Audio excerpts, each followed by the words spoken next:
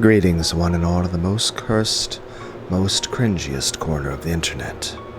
A YouTube channel content creator actively alienating everyone, in both the analog and digital world. Well, welcome and good evening, you wonderful dice of all alignments. I am Lunar D8. It was Kumasawa's favorite ghost story. Every new servant who came to the island heard about it. Such stories are usually laughed off. But when stormy nights visited Rakanjima, bringing an eerie howling to that lonely island where nothing exists except the Ushiromiya mansion, everyone would listen meekly. The shrine by the coast was there to seal the devil's spirits away, and the master had that creepy occult hobby. And the mansion was so spooky, it was easy to picture something hiding in the shadows.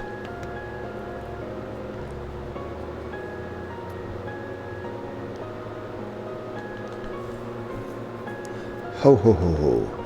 True, true. The traveling Shugenja monk was only barely able to suppress those spirits, even though he's a Pokemon. The seal just managed to hold them, but to this very day, they wander through the mansion night after night searching for a victim. Ho ho ho. Have you seen the master's study?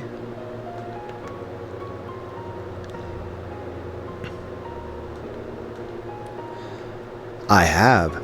It's like some kind of demon laboratory.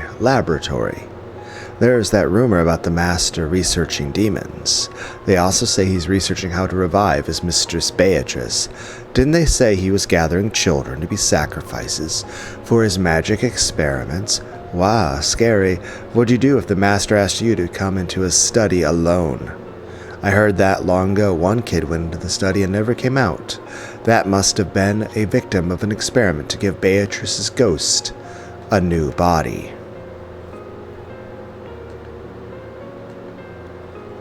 Ho ho ho, very true. Beatrice-sama has become a ghost and wanders around searching for a body.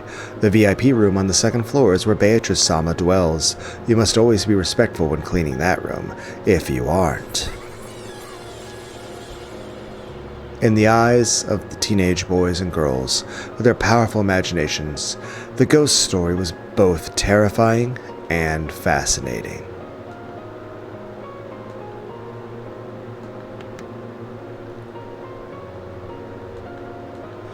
It gave them a sense of solidarity since they all got to experience the same tale.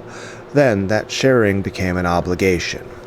And accepting the story became a rite of passage for joining the community. Another thing to keep in mind is this: if we're acknowledging the supernatural of the story, then that means at some point the character Yasuda was visited by the otherworldly being Lambda Delta.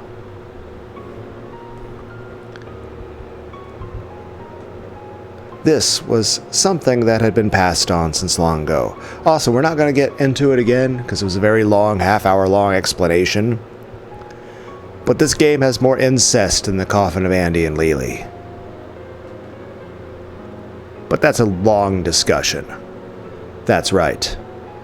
Back when I first started work at Rakanjima.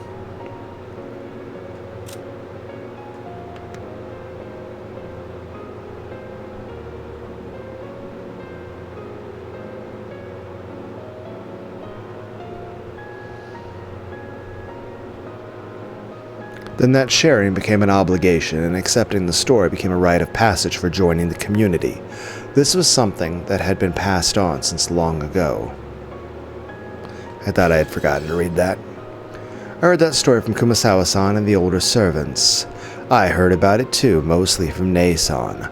I heard it too, from Kumasawa-san mainly. So, not only the timid-looking Shannon, but a boy, Cannon, and a big adult Goda believed in the ghost story. Well, I didn't really. There are tales of ghost stories and jinxes in all jobs. There were several stories of the sort at the hotel I once worked at. So you thought it was silly and you didn't mind it at all? I think there was a need to blend with the community. That's it. Ghost stories and jinxes are the local rules of your workplace. If a newcomer breaks those rules, they can't expect to be welcomed in. Exactly.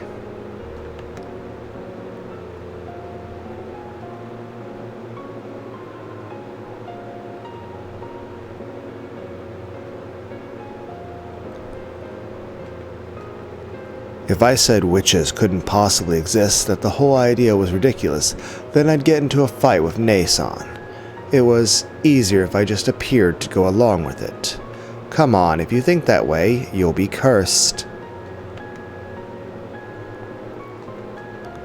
There was one servant who got seriously injured.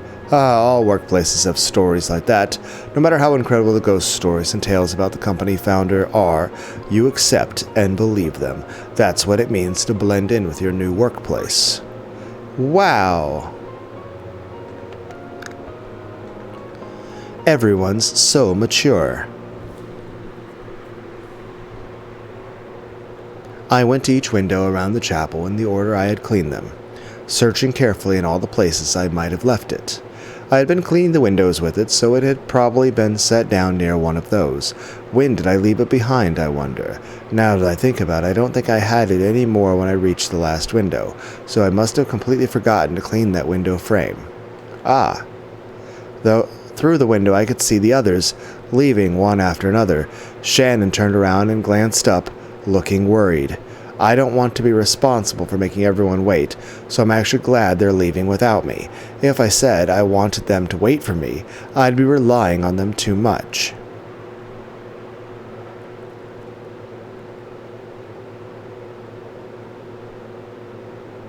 The sun's beginning to set and the chapel's getting darker and darker.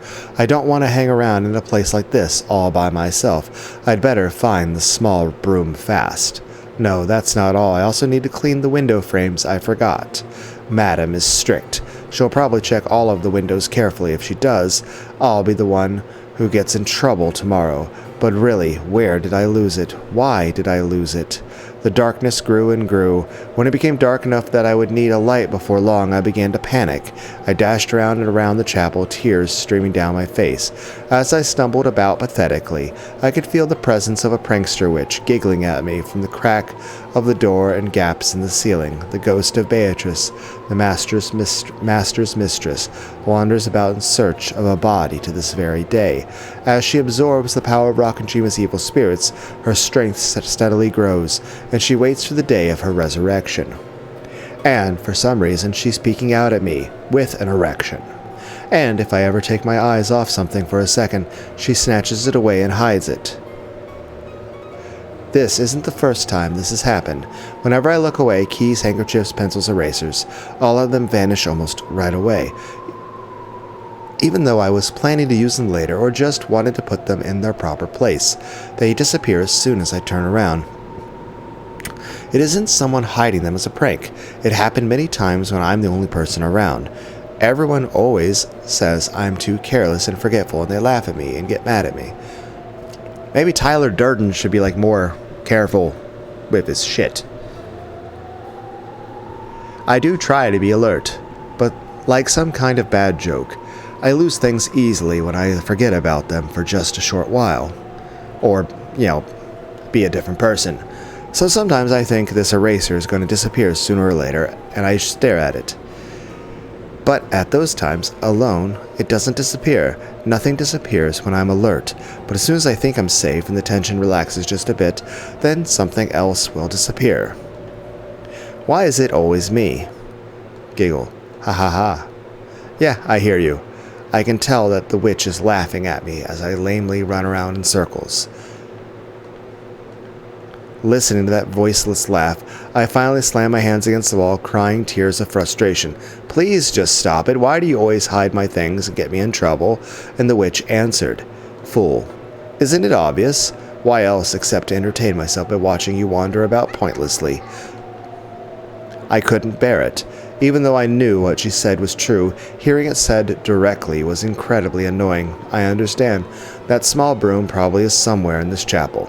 No, that's not quite it. I'm sure that the moment before I reached this window, it was right there on the windowsill. That's right, I'm sure I put it by this window. But the prankster witch Beatrice used her magic, and just before I reached the spot, she instantly teleported the small broom to the next window over. The instant I approached that window, a hole appeared beneath the small broom, swallowing it up. And it came out by the next window after that. It landed right inside as though it had been there the whole time. Then this happened over and over again. As I ran up to that window, a small broom fell into the magic hole and went to the next window. And when I went to that window, it went to the next window. And I realized that she was just making fun of me. So no matter how much I searched, it would be useless. But if I stop searching, it'll just be sitting there, one window or another. So this isn't a search, it's a test of endurance. I kept chasing after the small broom, and Beatrice kept making it escape to the next window over, trying to make me give up. This is an eternal chase that'll end only when one of us gives up. So I kept going around and around, even to windows that I knew I'd already searched. If it's not by this one, then try the next one and the next one. And the witch kept moving the small broom to the next window and the next. Just give it a rest. How long are you going to make fun of me? This isn't the only time, you always do this. The shrill, voiceless laugh of the formless witch continued to mock my sobbing. The witch is right beside me, laughing at me. As I dash around the chapel, she's following along with me, taunting me. Then, she must be there. She's right behind me, just over my shoulder, still cackling away. I know that turning around won't help since she has no form. I can try to look, but I mustn't look with my eyes. Once my eyes tell me that there's nothing there, I won't be able to see anymore. I learned that from the director of the Fukuan house. You mustn't try to see with your eyes. You must see with the eyes of your heart. The whole world is filled with God's love. In the many blessings of everyday life, one can see God, angels, and the Holy Ghost. If you try to look with your eyes, you won't see them, so you won't be able to see them, so you won't be able to feel them or understand them. With the eyes of your heart, you will quietly understand. You don't look at their image, you see and draw them with your heart. In this way, I learned how to recognize beings not of this world at the Fukuan house. It doesn't just mean being able to see God. This power lets one see all of those not of this world. Please, stop it now. Stop this prank. Oh, so you can speak to me. I'm clumsy, bad at my job, and I do put things down and forget about them a lot. But I know which things were my fault and which things were because of your pranks. How amusing. Not only can you perceive me in my formless state, but you even understand my little game. It seems you are a more interesting creature than I thought, Yasu.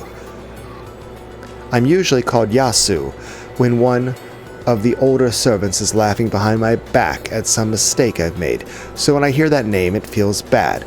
She called me not by the blessed name given to me by the Fukuan house, but by that unblessed name. Upsetting the heart is a classic move that evil beings make. They do it to make it harder for people to notice their presence. To beings like witches, being understood is like shoving them out into the light of day. It won't work. In the Fukuan house, I learned how to perceive those not of this world, so I'm already able to understand you. You're very interesting. You've taken me, a being so faint that I'd fly away if you blew on me, and trapped me, perceived me. You're an interesting kid, Leon. It won't work. I have now understood and perceived you. No matter how many unpleasant things you say, you'll just expose the ugliness of your heart. Without turning around, I slowly let my range of vision fill the entire chapel. It was as though the viewpoint of my soul was floating out from the shell of my head. See, inch by inch my range of vision is floating out of my head and drifting upwards. As I looked down at myself standing there with head hanging and eyes tightly shut, the eyes of my heart very slowly rose up to the ceiling of the chapel, and when I looked down from there, I saw myself standing in the center of the chapel and the witch standing behind me. Apparently the witch realized that I could see her. She turned around and raised her eyes to look at the eyes of my heart floating by the ceiling. At last I could see the witch Beatrice with the eyes of my heart, a mere human that can perceive my form.